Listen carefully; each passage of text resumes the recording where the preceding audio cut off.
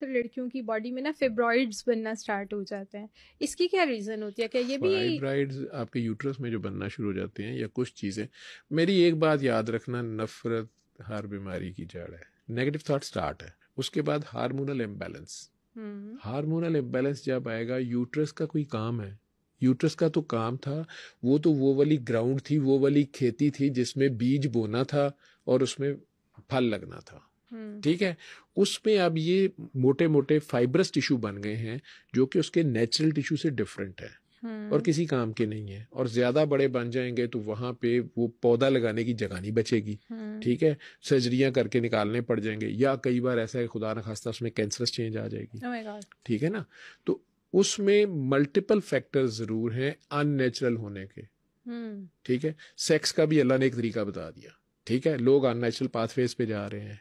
ठीक, और उसके हक में दलीलें भी बड़ी बड़ी ला रहे हैं, विच इज़ ऑल रॉन्ग। हम्म। आपके जो मुंह का फ्लोरा है, जो आपके यहाँ नॉर्मल जरासीम अल्लाह ने रखे हुए हैं, हमारे काम के हैं, हमारे फायदे के हैं, इस मुंह में जो जरासीम है, हम्म। जो नाक के जरासीम है उनका कोई और काम है, जो हम्म। कान के जरासीम और है, इसी तरह जो जेनिटल एरिया के जरासीम है उनका कोई और काम है। हम्म। आप इन्हें अगर आपस में मिक्स करेंगे ना, तो कुछ भी प्रोडक्ट निकल आएगी, हम्म।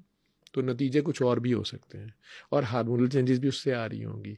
आपको 2 मिनट का सेल्फ प्लेयर या एक्स्ट्रा प्लेयर जो है, उसकी कॉस्ट बाद में बहुत ज़्यादा देनी पड़ सकती है।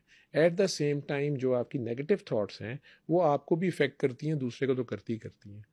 हसद जो है मेरे दिल में है ना, मैंने एक्सप्रेस नहीं किया, तो आपको उससे क्या नुकसान हो रहा है? लेकिन कोई आपका नुकसान तो हो रहा है जो अल्लाह सख्ती से मना कर रहा है। तो इन फिब्रॉइड्स का नुकसान क्या होता है? फाइब्राइड्स का नुकसान यही है कि वो खातून का अगर वो बहुत ज़्यादा ओवर ग्रो कर जाएगा, एक तो उसका प्रेशर, उसकी पेन, प्लस हार्मोनल इम्बैलेंसेस उसके साथ क्रिएट हो रहे हैं, मेंसेस इरेगुलर हो गए, प्रेगनेंसी नहीं हो पा रही उसकी वजह से, कई बार रिस्की हो जाता है। ठीक है, तो ये खुद ज़्यादा से बड़ा पता है चल तो। सकता है, लाइक अगर अब मैं चेकअप नहीं करवाती एक साल में, कोई 1 2 3 दफा नहीं करवा पाती, तो अगर मेरी बॉडी में कुछ इस तरह का बन रहा होगा तो क्या मुझे खुद से पता चल जाएगा कि यार नहीं, कुछ तो प्रॉब्लम आ रहा है? हमारे पास आजकल 70% पेशेंट गूगल से आ रहे हैं। हम्म। ठीक है, डॉक्टर साहब मैं बहुत बीमार हूँ, मैंने कहा आपको कैसे पता चला? मैंने गूगल पे पढ़ा है।